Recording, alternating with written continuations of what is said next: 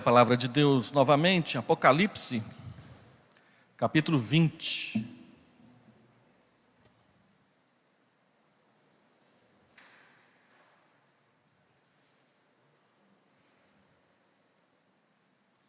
Do verso 1 ao verso 6.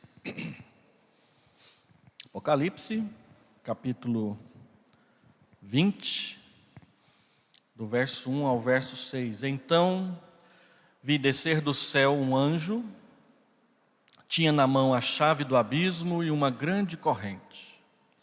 Ele segurou o dragão, a antiga serpente, que é o diabo, Satanás, e o prendeu por 1000 anos. Lançou-o no abismo, fechou-o e pôs selos sobre ele, para que não mais enganasse as nações até que se completarem os 1000 anos. Depois disto, é necessário que ele seja solto pouco tempo. Vi também tronos, e nestes sentaram-se aqueles aos quais foi dada a autoridade de julgar. Vi ainda as almas dos decapitados por causa do testemunho de Jesus, bem como por causa da palavra de Deus, tantos quantos não adoraram a besta, nem tampouco a sua imagem, e não receberam a marca na fronte e na mão, e viveram e reinaram com Cristo durante 1000 anos. Os restantes dos mortos não reviveram, até que se completassem os 1000 anos. Esta é a primeira ressurreição. Bem-aventurado e santo é aquele que tem parte na primeira ressurreição. Sobre esses, a segunda morte não tem autoridade. Pelo contrário, serão sacerdotes de Deus e de Cristo e reinarão com ele os 1000 anos. Vamos orar. Pai, nós estamos diante deste tema que é instigante e polêmico dentro da vida da igreja, desde a época em que ele foi escrito por ordenança do Teu Espírito Santo. Pedimos, Senhor Deus, fidelidade à Tua palavra, respeito para com os irmãos que sempre pensam diferente e, acima de tudo, submissão e obediência ao Senhor, que é o Deus da igreja. Acompanha-nos, conduze-nos, para que a nossa mente seja não somente instruída, mas para que nós sejamos edificados na fé, em nome de Jesus. Amém. Meus irmãos, nós vamos trabalhar hoje e domingo que vem, com a graça de Deus, sobre o tema do milênio. O milênio é um dos assuntos mais controvertidos e polêmicos dentro da teologia bíblica e da teologia sistemática. Existem muitas opiniões, muitas posições, geralmente elas são colocadas dentro de 4 grupos, mas dentro desses 4 grupos ainda existe muita diferença de opinião a respeito desse assunto. Ao tratarmos deste assunto nessa manhã, nossa intenção não é provocar ninguém, nem tampouco praticar um tipo de polêmica cristã que seja beligerante, agressiva, que fique atacando as pessoas. Nossa intenção é esclarecer da forma mais serena possível esse assunto para a nossa fé. O assunto do milênio, embora ele não trate a respeito da nossa salvação, não tem a ver diretamente com o perdão dos pecados, ele mexe muito com respeito à nossa expectativa futura com a glorificação dos salvos. E como a palavra de Deus nos instrui a viver esta vida à luz da próxima, então a forma como nós entendemos a escatologia, o estudo das últimas coisas, e o milênio está dentro da escatologia, determina como nós vamos nos comportar no nosso dia a dia. Só para os irmãos terem uma ideia, a forma como nós cristãos entendemos o milênio pode nos levar a apoiar ou a contradizer uma ação militar na Palestina, por exemplo, por causa de como nós enxergamos Israel dentro do plano eterno de Deus. Alguns grupos milenistas acham que Israel recebe tratamento à parte da igreja e que, portanto, tudo o que está acontecendo lá, de alguma forma, a igreja tem que participar do lado de Israel. Outros acham que não, que os israelitas precisam ser convertidos tanto quanto qualquer outra pessoa, e isso nos desobriga de investirmos dinheiro e fazermos propaganda política para que aquele conflito que existe lá na Palestina, ele aconteça ou deixe de acontecer. Só para os irmãos terem uma ideia. Então, falar sobre o milênio tem implicações muito práticas a respeito da sua esperança. E a forma como você se posiciona na sua esperança pode fazer com que ela seja mais tranquila ou seja bastante ansiosa com gastrite, úlcera e outras coisas mais que pode acontecer por aí. Tá certo? Nós estamos seguindo o livro A Bíblia e o Futuro, do Dr. Anthony Huckman, que é um pastor presbiteriano, esteve no Brasil em 1987 e já é falecido, mas é um dos autores mais lúcidos dentro da posição que a igreja presbiteriana tem adotado. Então vamos lá, o único lugar em que a Bíblia menciona um milênio é exatamente aqui em Apocalipse capítulo 20, versículo 1 a versículo 6. A palavra milênio, 1000 anos, aparece aqui 5 vezes nesses 6 versículos.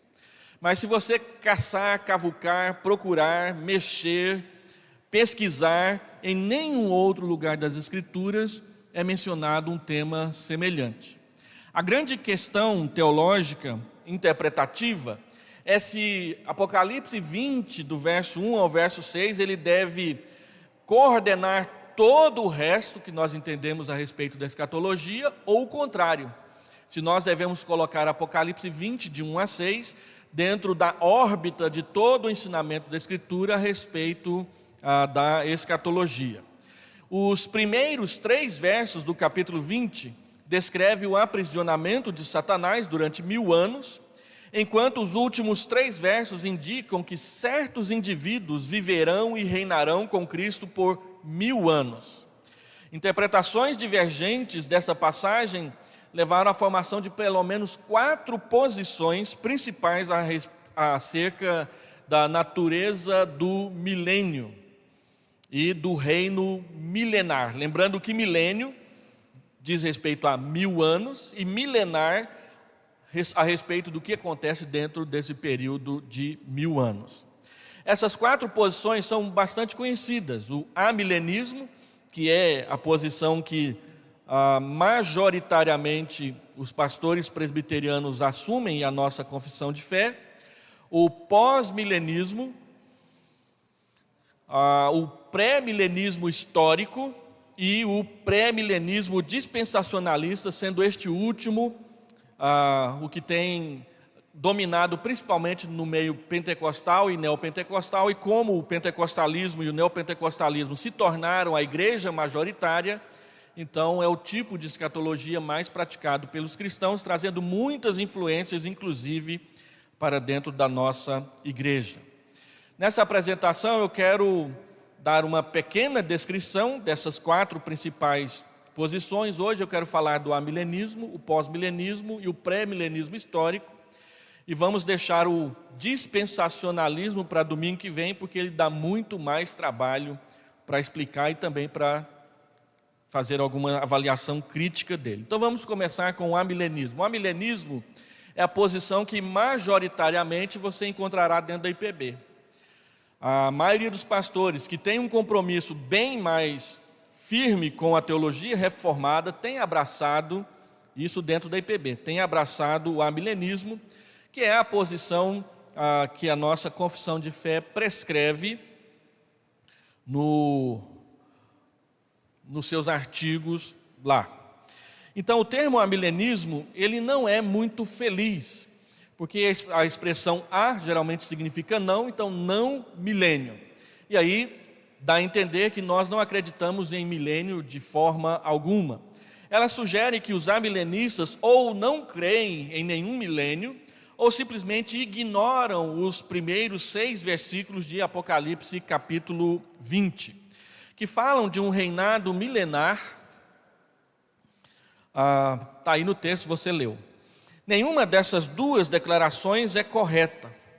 Embora seja verdadeiro que os amilenistas não creem em um reino terreno literal de 1000 anos, que se seguirá à volta do Senhor Jesus, o termo amilenismo não é uma descrição que ajuda a entender melhor. Jay Adams, um famoso teólogo presbiteriano da área de aconselhamento cristão, avaliando essa questão, ele propôs mudar o termo amilenismo para milenismo realizado. Mas a expressão que ele cunhou não caiu na graça do povo, e aí a gente tinha que explicar porque que 2000 anos usou um termo, agora vai usar outro. Dá muito mais trabalho do que simplesmente explicar o que significa amilenismo teologicamente. Então, apesar dessa expressão descrever melhor a posição amilenista, uma vez que os amilenistas creem que o milênio de Apocalipse 20 não é exclusivamente futuro, mas ele já está em andamento, guardadas as devidas proporções, mesmo assim a expressão milenismo realizado, ela ficou desajeitada e não caiu na graça do povo. O que ensina o amilenismo? O amilenismo ensina que o milênio mencionado em Apocalipse 20, verso 4 a verso 6, descreve o reinado presente das almas dos crentes mortos com Cristo no céu. Se você olha com um pouco mais de atenção, Apocalipse 20, verso 4, ele vai dizer o seguinte: vi também tronos, e nestes sentaram-se aqueles aos quais foi dada autoridade de julgar. Vi ainda as almas dos decapitados, por causa do testemunho de Jesus, bem como por causa da palavra de Deus. Tantos quantos não adoraram a besta, nem tampouco a sua imagem, não receberam a marca na fronte e na mão. Estes decapitados, as almas destes decapitados, viveram e reinaram com Cristo durante 1000 anos. Então o texto fala de um grupo bem específico que neste momento está com Cristo na glória do Pai, aguardando a ressurreição dos mortos para que o julgamento final aconteça e nós possamos habitar no novo céu e na nova terra.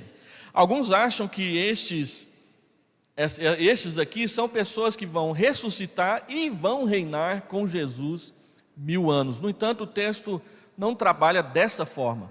O texto diz que as almas dos decapitados, e descreve que almas são essas, viveram e reinaram com Cristo por 1000 anos. O aprisionamento de Satanás, que aparece no verso 1 a verso 3, é efetivado durante todo o período entre a primeira e a segunda vinda de Cristo, embora Satanás seja liberto um pouco antes da volta de Cristo. Quando nós falamos do aprisionamento de Satanás, a maioria dos teólogos de quase todas as linhas teológicas entendem que esse aprisionamento é uma restrição à ação de Satanás na vida das pessoas. Nesse período da pregação do Evangelho, Satanás continua agindo, mas de forma muito mais restrita, e quando o Senhor Jesus salva uma pessoa, simplesmente tira das suas mãos, porque as portas do inferno jamais prevalecerão contra a igreja, mostrando que é a igreja que está no ataque e não a igreja que está na defesa, como muitas vezes as pessoas interpretam. O aprisionamento de Satanás é uma restrição da sua ação no meio dos homens. O amilenismo prega que Cristo voltará após esse reino milenar celestial, que para nós está em andamento. Não é 1000 anos literais, um dia após o outro, porque desde a ressurreição de Cristo já se passaram 2000. Então, a palavra 1000 aqui não deve ser tomada no sentido literal, mas no sentido representativo de um tempo fechado dentro da ótica do nosso Senhor. Os amilenistas creem que o reino de Deus está presente agora no mundo, pois o Cristo vitorioso está governando o seu povo através da sua palavra e do seu Espírito, embora eles também aguardem um reino futuro, glorioso e perfeito da nova terra e da vida por vir. Foi por essa razão que nós gastamos um tempo lá no início dessas preleções sobre escatologia, falando sobre o reino presente e o reino futuro. Você vê na Escritura que em vários momentos a Bíblia fala do reino estando entre nós. O Senhor Jesus diz que quando você vê pessoas sendo convertidas ao Evangelho, cegos vendo, paralíticos andando, pessoas sendo curadas de enfermidade, é sinal de que o reino está no meio de vocês. A vinda do Senhor Jesus é a inauguração da presença do reino entre nós. Porque na Bíblia, nós também já falamos isso, onde Jesus está, o reino está. Então, se ele diz que está conosco até a consumação dos séculos, o reino está conosco até a consumação dos séculos. E o reino de Deus, conforme ele diz em Lucas, não vem em visível aparência, e ele nem é regido pelas mesmas formas que os reinos humanos são regidos, com os seus governadores, suas autoridades e os seus impostos.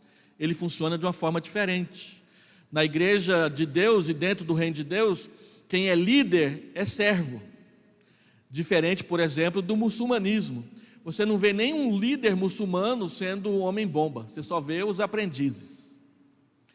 No entanto, Jesus, que é o nosso rei, sacerdote, ele foi à cruz. Maomé não foi. Buda não foi. Nenhum deles não foi e não vai. Manda o aprendiz. Com a promessa de que vai ter centenas de odaliscas lá, servindo ele no céu muçulmano. Mas o reino de Deus é diferente, a estrutura é diferente. Aquele que é o Senhor de todos, João capítulo 13, ele pega uma toalha, se agacha e lava os pés dos seus discípulos. É assim que funciona. Então Jesus diz, olha, quando vocês falam do reino, lembrem-se que a autoridade no reino é diferente da autoridade no mundo. Então nós podemos falar de um reino presente, ele está no nosso meio, e falamos de um reino futuro, onde a maioria das promessas da glória, da justiça, da plena verdade, vão se realizar completamente. Os amilenistas entendem que apesar do fato de Cristo ter conquistado a vitória decisiva sobre o pecado e o mal, o reino do mal continuará a existir lado a lado com o reino de Deus até o dia do julgamento. E aí nós usamos a parábola do joio e do trigo e a parábola do fermento, de que o Senhor Jesus disse, olha, vai ter trigo e vai ter joio, e os dois vão crescer. E essa parábola, ela nos assusta e ao mesmo tempo nos consola. Ela nos assusta porque dentro da própria igreja tem joio. Como identificar? E nos consola, porque apesar do joio estar crescendo, a violência, a maldade, a desonestidade está crescendo, o reino também está crescendo. Pessoas estão sendo tiradas das garras da perdição e trazidas para a luz e para a salvação. Então, a visão amilenista da vida, ela é negativa no que diz respeito ao homem sem Deus, mas ela é positiva no que diz respeito à ação da graça de Deus na vida das pessoas. Nós olhamos para o mundo político na época de eleição e vem aquelas promessas aí, vote no novo, porque o novo vai renovar, e aí você vota no novo e fica a mesma coisa o tempo todo. Está aí essa eleição para mostrar quantos que se elegeram dizendo que era novo, agora já estão quase com o pé na cadeia, e alguns até usando tornozeleira eletrônica já, porque traíram a promessa do novo. E nós sabemos disso. A doutrina calvinista, que o amilenismo está dentro, ela é realista no que diz respeito à queda, à depravação do homem sem Deus, mas é otimista e positiva a respeito da ação graciosa de Deus na vida das pessoas. Por isso nós pregamos o Evangelho sem parar. Cremos que, embora já estejamos desfrutando de várias bênçãos escatológicas no tempo presente, nós chamamos de escatologia inaugurada, nós aguardamos uma série culminante de eventos futuros associados à segunda vinda de Cristo, que instaurará o estado final, que é a escatologia futura. E nós sempre enfatizamos que existe uma tensão entre o já, o que Cristo já nos deu, e o ainda não, mas que está prometido. Algumas pessoas querem fazer acontecer aqui aquilo que Cristo prometeu para o céu. Esse é o grande erro da teologia da prosperidade. Quando se diz que o crente tem que ter o melhor emprego, o melhor salário e morar na melhor casa, eles estão querendo trazer do futuro para o presente, de forma ingênua e muitas vezes gananciosa, as promessas de Deus, entendendo que todas as bênçãos de Deus são apenas bênçãos materiais. Enquanto que a Bíblia fala de toda sorte de bênção espiritual em Cristo Jesus.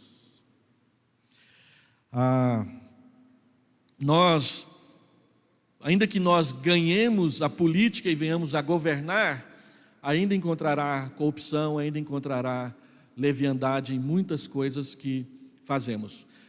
No passado, quando os evangélicos eram minoria, a gente quase que não tinha nenhum político evangélico no poder. Quando eles começaram a aparecer, os escândalos apareceram juntos. Então nós não podemos nos desiludir com respeito a isso.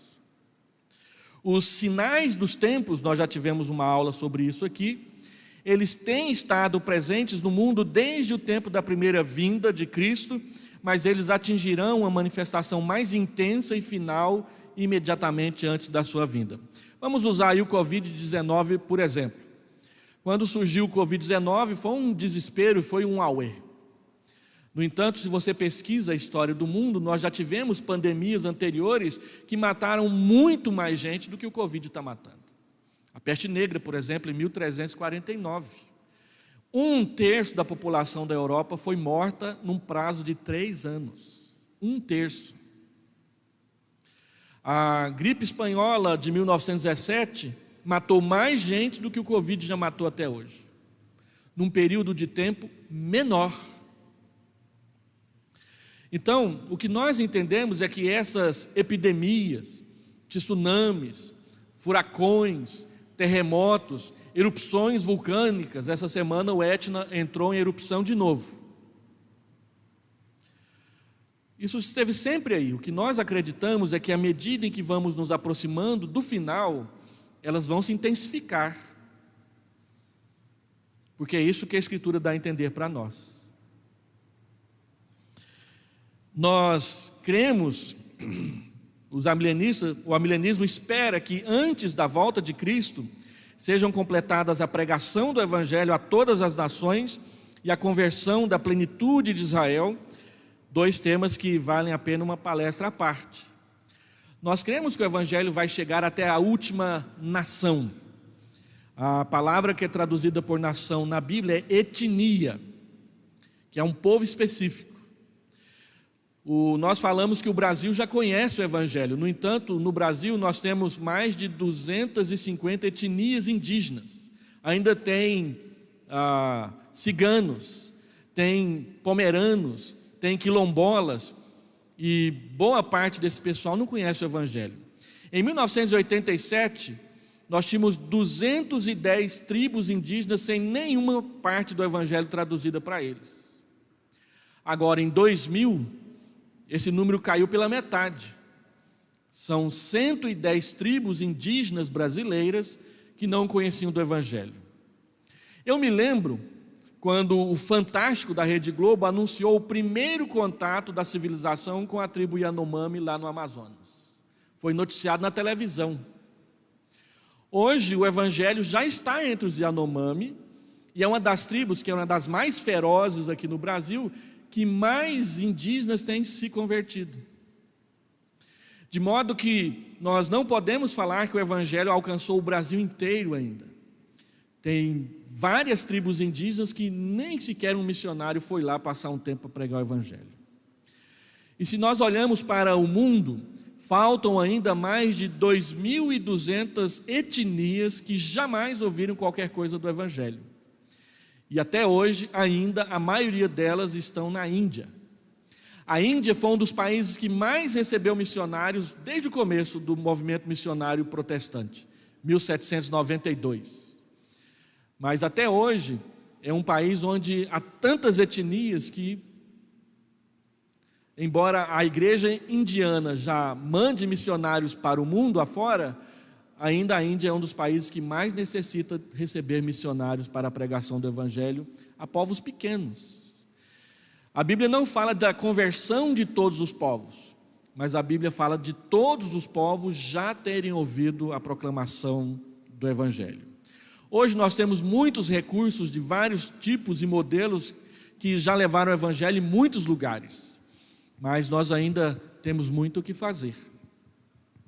E os amilenistas creem que essa tarefa Deus colocou nas nossas mãos e que nós devemos investir tempo, dinheiro e saúde para que ela seja completada até a volta de Cristo. Jesus só voltará quando o Evangelho tiver alcançado o mundo inteiro no que diz respeito à proclamação. Então temos trabalho para fazer. E a plenitude de Israel. Israel se tornou nação novamente em 1948 e virou um auê no mundo evangélico. Nós não sabemos como será. Agora, nós, amilenistas, cremos que Deus não tem um tratamento especial para Israel como nação. Se Israel vai conhecer a Deus, Israel vai conhecer a Deus do mesmo jeito que você e eu conhecemos, por meio da pregação do Evangelho e por meio do arrependimento dos pecados e a recepção de Cristo como o único mediador entre Deus e os homens, porque ninguém vem ao Pai senão por mim. Por isso nós falamos de uma conversão em massa de Israel num futuro que pode ser próximo, mas ainda pode estar distante, só Deus é que sabe.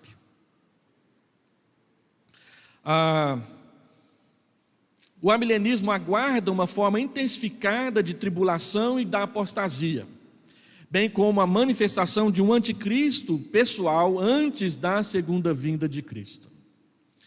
Nós cremos que a igreja passará pela chamada grande tribulação. E alguns creem que a grande tribulação, ela vai ser iniciada exatamente quando aparecer aí o anticristo querendo governar o mundo todo debaixo da sua forma impiedosa de governar, e a igreja fiel se levantará e vai dizer: não nos submeteremos, como aconteceu na época de César, quando a igreja vai dizer: só Jesus é Senhor. Então haverá perseguição, e ela será forte. Então cremos que a igreja passará pela tribulação, e a Bíblia é clara, o Senhor Jesus é claro em dizer que a tribulação será abreviada por causa dos eleitos. Se ela vai ser abreviada por causa dos eleitos, é porque os eleitos estarão sofrendo seus efeitos. Nós compreendemos a segunda vinda de Cristo como um evento único, com uma ressurreição geral, tanto de crentes como de incrédulos. Existem algumas interpretações que separam a ressurreição dos crentes para o arrebatamento da ressurreição dos incrédulos depois de 1000 anos de governo de Cristo aqui na terra. No entanto, pela leitura simples da Escritura, nós entendemos que haverá apenas uma ressurreição, tanto de salvos e não salvos, para o julgamento final. Quando Jesus Cristo chegar, ele chega decisivamente. É o ponto de vista amilenista. Após a ressurreição, os crentes que ainda estiverem vivos, eles serão transformados e imediatamente glorificados. Estes dois grupos, crentes ressurretos e crentes transformados, serão elevados para as nuvens para encontrar com o Senhor nos ares e não ficarão 1000 anos lá esperando Deus fazer alguma coisa aqui na terra. Já descerão imediatamente com Jesus para o juízo final. A palavra encontrar Jesus nos ares, de 2 Tessalonicenses 4 e 5, era uma palavra usada no contexto militar, quando um rei resolvia visitar outro rei no seu palácio, e ele vinha, o rei que estava recebendo a visita enviava uma comitiva de soldados para recepcioná-lo e escoltá-lo em segurança até o palácio. Então essa comitiva ia ao encontro do rei que estava chegando. Mas ia ao encontro do rei não para levar ele embora, para trazê-lo em segurança. É isso que vai acontecer conosco. É claro que não vamos trazer Cristo em segurança, mas a ideia é de encontrar com ele, fazer parte do grupo que ele está dirigindo, que são todos os anjos poderosos, de Miguel para cima, de Miguel para baixo, né? Mas mas somados conosco que vamos fazer parte desse grupo. Encontraremos com Jesus nos ares e desceremos com ele junto com a Nova Jerusalém.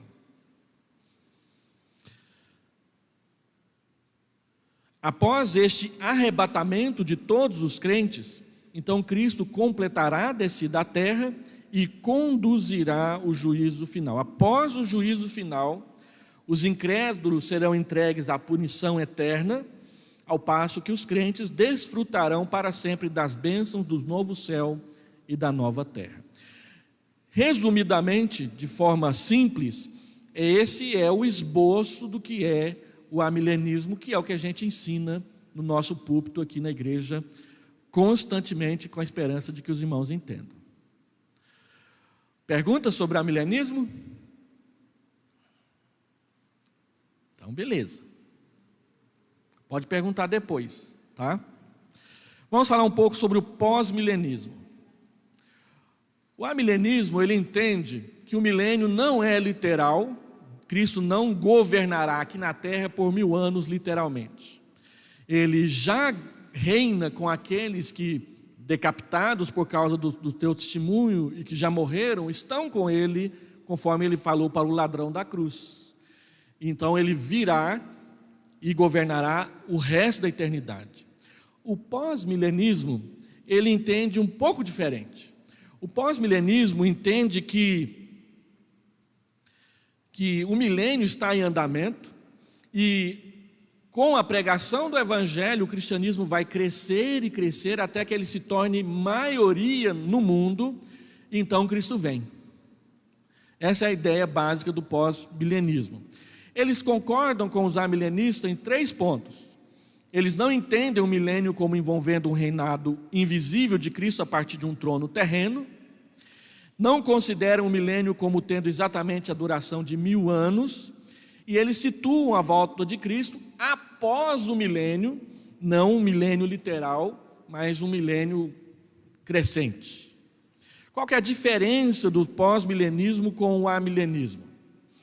O principal defensor do pós-milenismo diz o seguinte, Lorraine Boetner: temos definido o pós-milenismo como aquela posição acerca das últimas coisas que sustenta que o reino de Deus está agora sendo estendido no mundo através da pregação do Evangelho e da obra do Espírito Santo nos corações dos indivíduos, que o mundo, por fim, deve ser cristianizado e que a volta de Cristo deve acontecer no final de um longo período de justiça e paz, geralmente denominado de milênio. Então eles entendem que o cristianismo vai crescer, vai se tornar majoritário e haverá um longo período em que o cristianismo será maioria para mostrar como que o evangelho funciona.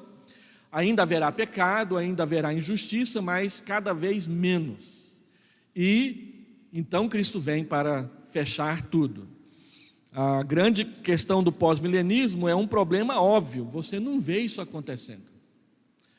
O evangelho cresce num país, mas o país não muda. E assim vai. A Europa é chamada de pós-cristã por causa de uma percepção que eles tiveram depois da Segunda Guerra Mundial. Os europeus sentaram e falaram assim, peraí, nós somos cristãos, e olha o tanto de guerra que a gente arrumou, então o cristianismo não vale para nada. E abandonaram o cristianismo.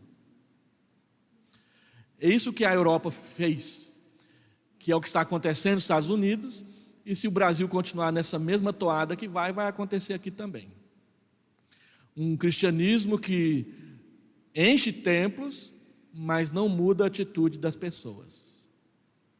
Essa é a maior crítica ao pós-milenismo. Então o que eles ensinam? A segunda vinda de Cristo será imediatamente seguida pela ressurreição geral, o juízo geral e a introdução do céu e inferno em sua plenitude, com a salvação completa e a condenação eterna efetivada no juízo final.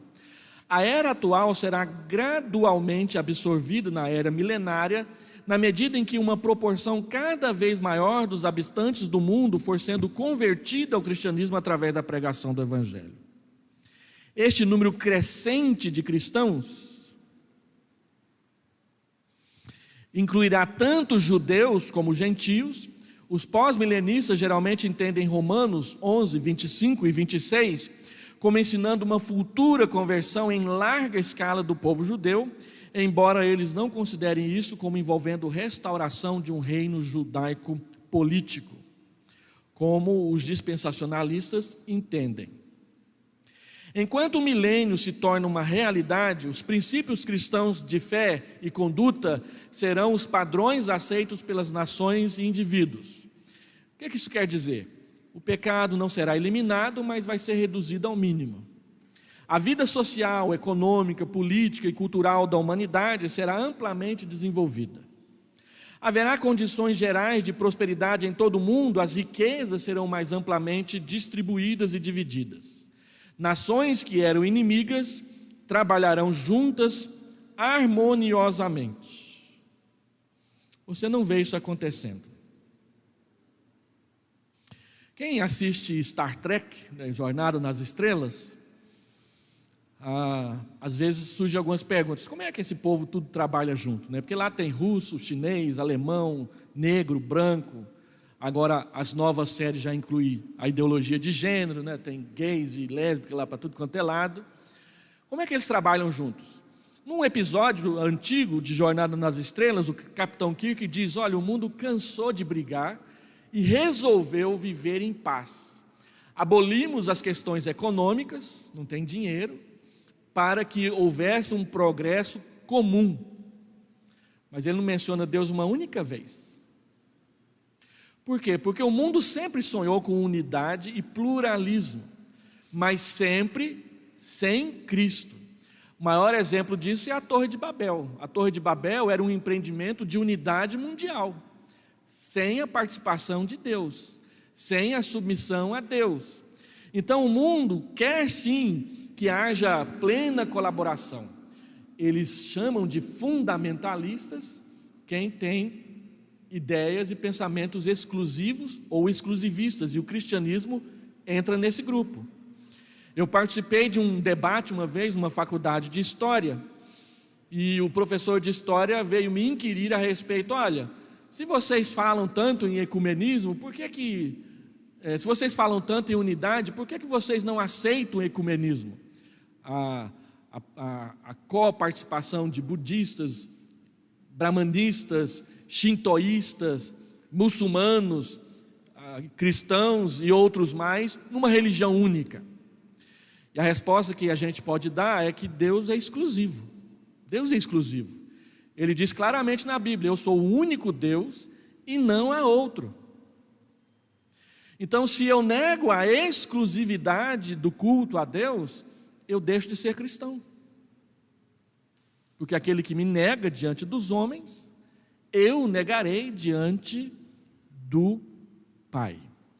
Então, projetos de unidade mundial sempre existiram. E os europeus agora, quando criaram lá o bloco do euro, eles queriam fazer isso sozinhos.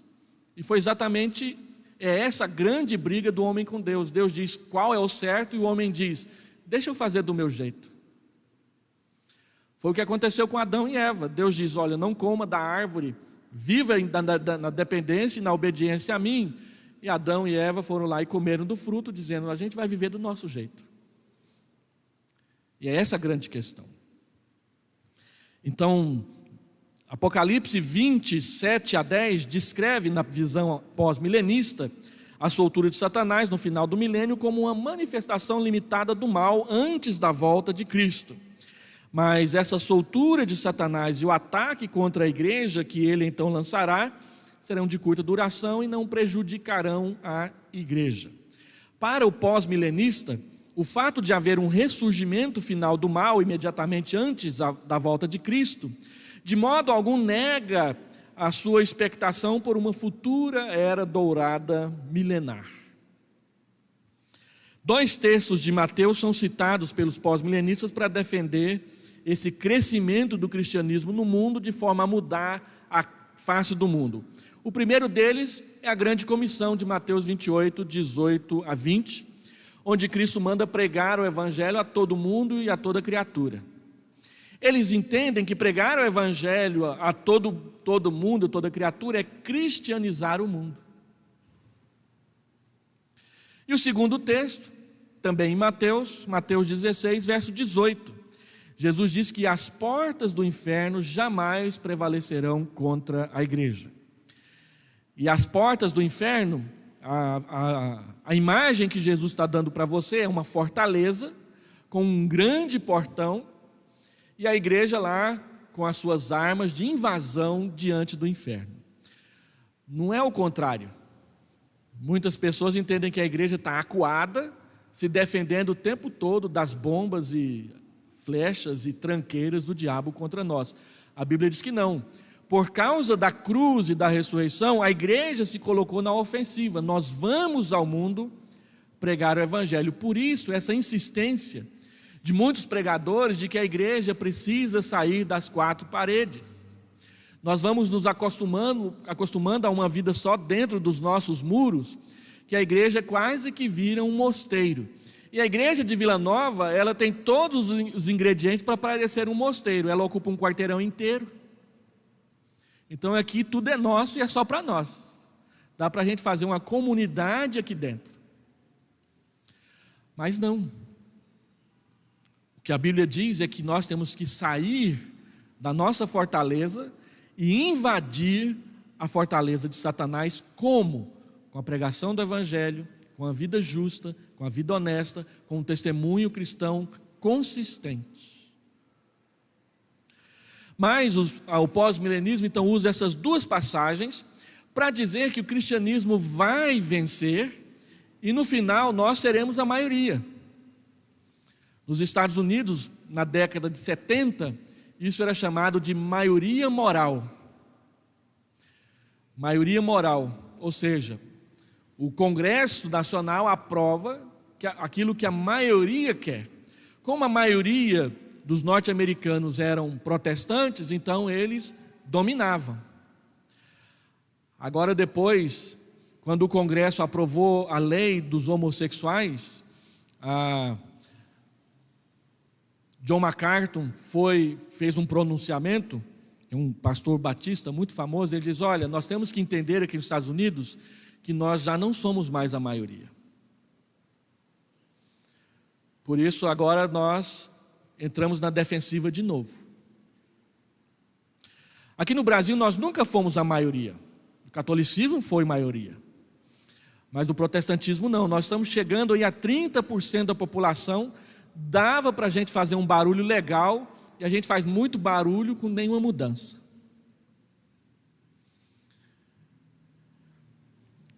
O que quer dizer isso? Quer dizer que usar esses dois textos para dizer que nós seremos maioria, não alcança o significado da passagem, que fala mais de proclamação do que de conquista.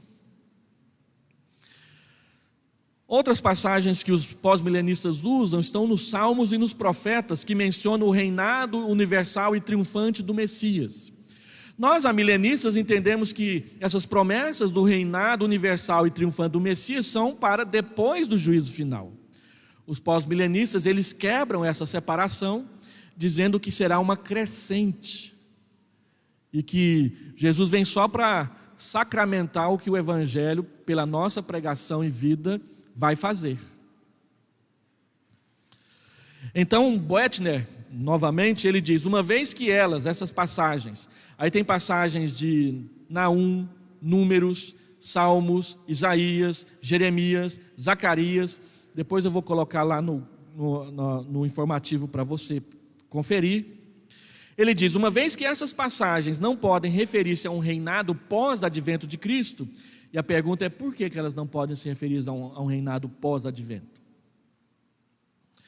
E porque nada do que tem acontecido na história faz jus à glória da visão profética, a era dourada tende ainda a ser futura, mas anterior à volta do Messias. Ele diz que essas passagens não podem ser aplicadas à eternidade, mas não justifica por que elas têm que ser antes da volta de Cristo. Não tem base. Eles usam também a parábola do fermento, de Mateus 13, 33, que diz que o Evangelho É como uma pessoa que coloca fermento na massa e o fermento vai tomando conta da massa até que tudo fique levedado, indicando uma extensão universal do reino. Ele deduz de Romanos 11 o aspecto da conversão extensiva tanto de judeus como de gentios. Tudo isto, continua ele, está de acordo com o fato de que o objeto da redenção de Cristo é o mundo, quase se tornando um universalista. Quais são as nossas objeções ao pós-milenismo? Primeiro, as profecias do Antigo Testamento, interpretadas pelos pós-milenistas como se referindo a uma futura era dourada milenar, elas retratam o estado final da comunidade redimida e não um período intermediário entre a perdição e a glorificação completa. Se nós tivermos em mente o importante fato de que no estado final haverá tanto o novo céu como uma nova terra, essas profecias podem ser prontamente entendidas como apontando, no seu sentido último, principal, para a glória na vida eterna e não antes dela. Há duas passagens proféticas que descrevem claramente que a totalidade do conhecimento do Senhor caracterizará a existência na nova terra. Isaías 9:11, porque a terra se encherá do conhecimento do Senhor como as águas cobrem o mar. E Jeremias 33:34, todos me conhecerão, desde o menor até o maior deles, diz o Senhor, aplicando à eternidade, não a um período antes dela. Isaías 65:17-25, que é a continuação do texto que lemos no começo, também tem de ser entendido como descrevendo o estado final dos redimidos, porque é muito parecido, quase igual, à descrição do novo céu e da nova terra de Apocalipse 21 e 22. No versículo 17 de Isaías 65 está escrito: pois eis que eu crio novos céus e nova terra, e não haverá lembrança das coisas passadas, jamais haverá memória delas. O novo céu e a nova terra fará um contraste importante e definitivo com a era presente. Não tem um estado intermediário de um reinado milenar. Segunda objeção ao pós-milenismo: a interpretação pós-milenista comum da grande tribulação de Mateus 24 e a apostasia de 2 Tessalonicenses 2 é injustificada. Embora Jesus efetivamente indique em seu sermão de Mateus 24 que a tribulação deve ser esperada por seu povo para todo o período entre a primeira e a segunda vindas, ele também fala de uma grande tribulação tal qual nunca houve desde o princípio do mundo e jamais haverá, versículo 2 de Mateus 24. Os versos 29 e 30 de Mateus 24, deste capítulo, do Mateus 24, são de uma importância especial. Logo em seguida à tribulação daqueles dias, o sol escurecerá, então aparecerá no céu o sinal do Filho do Homem, e verão o Filho do Homem vindo sobre as nuvens do céu com poder e muita glória. Ou seja, Jesus só aparecerá depois da tribulação. Se o Evangelho vai conquistar o mundo de tal forma que o mal vai ser minimizado, como explicar a grande tribulação no final? Fica sem sentido.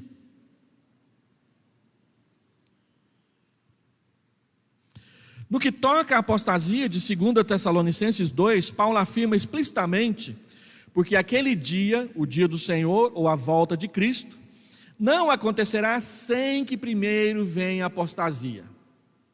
Versículo 3. Portanto, não há justificativa nas Escrituras para se dizer que estes dois eventos, a grande tribulação e a apostasia descrita em 2 Tessalonicenses 2, devem ser relegados apenas ao passado, como algo que já aconteceu lá no começo da vida cristã. Nós cremos que tanto a grande tribulação e a apostasia estão no nosso caminho pela frente. Quando surgir o anticristo e ele quiser governar a igreja sem Deus e a igreja disser não, começará a perseguição. E aí, lembra da parábola do semeador? Aqueles que estão presos aos cuidados do mundo e não gostam de sofrer, debandarão da igreja. aceitarão o governo, apostatarão da fé. Mas, pela visão pós-milenista, isso nunca vai acontecer, porque nós vamos crescer, crescer, crescer, crescer, crescer. E aí eles têm que arrumar um jeito de jogar para o passado aquilo que claramente o texto diz que é para o futuro, porque diz logo em seguida. Então aguarde que vem trovão e relâmpago pela frente. Terceira objeção: Apocalipse 20, de 1 a 6, não dá apoio a uma visão pós-milenista.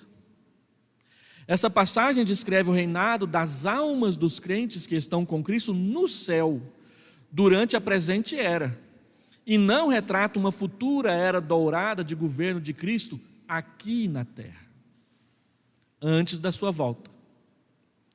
Deve ser lembrado que o único lugar onde a Bíblia menciona o milênio é Apocalipse 20. Se esses versos não dão evidência para a expectação de uma futura era dourada milenar, que prova consistente nós temos de que haverá essa era? Um pós-milenista chamado Marcellus Kik, ele concorda que o aprisionamento de Satanás esteja acontecendo agora, mas ele interpreta o verso 4 como descrevendo os crentes vivos que estão reinando sobre a terra já agora com Cristo. E existem duas dificuldades com essa interpretação. O texto diz que são as almas dos decapitados, e não os crentes vivos aqui na terra. As almas que reinam com Cristo, como se referindo a crentes que ainda estejam vivos sobre a terra, entram em conflito com a declaração anterior: vi as almas dos decapitados. São almas, não é gente viva. E o segundo problema: como se pode falar de crentes vivos reinando com Cristo por 1000 anos, quando cada pessoa não vive mais do que o período normal da vida de 70 anos? Então eles vão ter que fazer muito ajeitamento para explicar melhor essa questão. Quarta objeção: a expectação pós-milenista de uma era dourada, futura, anterior à volta de Cristo, não faz justiça à tensão contínua na história do mundo entre o reino de Deus e as forças do mal. Nas aulas passadas, nós já mencionamos que está havendo e continuará havendo uma tensão sempre presente na história entre o já e o ainda não, e entre o bem e o mal, o trigo e o joio. Já em Gênesis 3,15, essa tensão é anunciada para nós. Quando Deus castigou Adão, Eva e a serpente, Deus disse para a serpente, e a novela da Record fez o favor de pular essa parte, ou de fazer errado.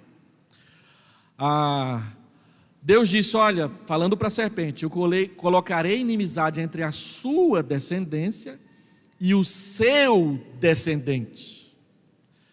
Não é entre a descendência da serpente e a descendência da mulher, como a novela da Record colocou, e teve irmão aí dizendo que acha que foi bem bíblico. Nada disso. Tropeçaram na base. A inimizade é entre os descendentes da serpente, o mundo sem Deus, e Jesus Cristo.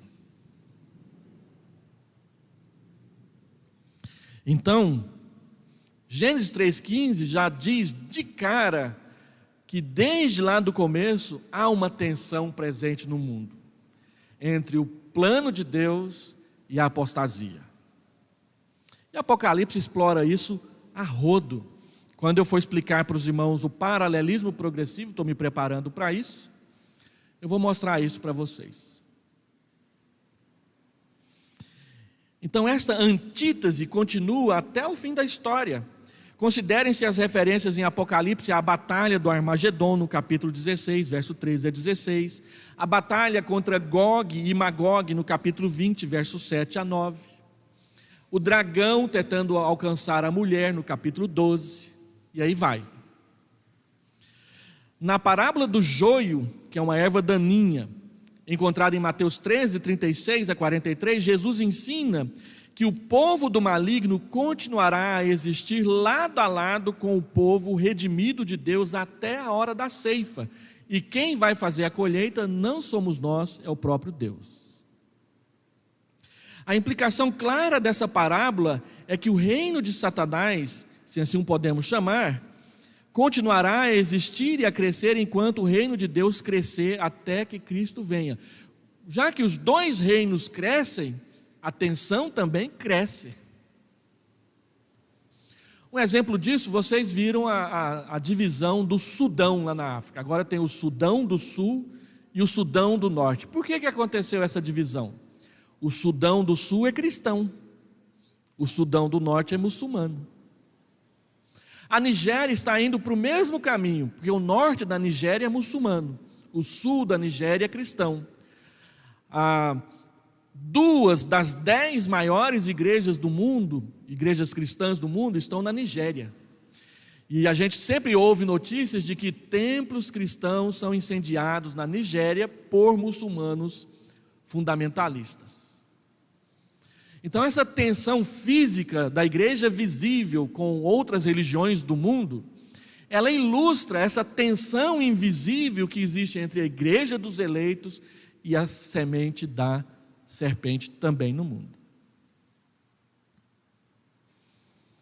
O Novo Testamento dá indicações de contínua força entre o reino do mal até o fim do mundo, ao falar da grande tribulação, da apostasia final e da manifestação de um anticristo pessoal. Por causa disso, supor que antes da volta de Cristo o mal será reduzido a proporções mínimas parece não fazer justiça aos textos bíblicos mais importantes.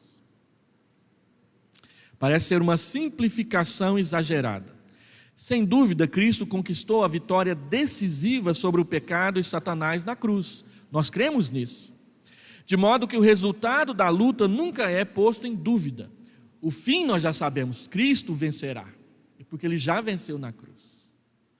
Mesmo assim, a antítese entre Cristo e os seus inimigos continuará até o fim. Já são 10h10, eu vou parar por aqui. Semana que vem a gente vai para o pré-milenismo histórico e a gente vai gastando um tempinho devagar sobre isso daí. Se tiver alguma pergunta, os irmãos podem me procurar e fazer. Eu quero dizer com toda a honestidade que eu não sou um expert em escatologia, por isso que eu não fiz um PowerPoint. Eu achei que era pesada a tarefa de fazer um PowerPoint desse assunto. Mas eu creio que a gente tem que ensinar todo o desígnio de Deus, então eis-me aqui. Não quero justificar, mas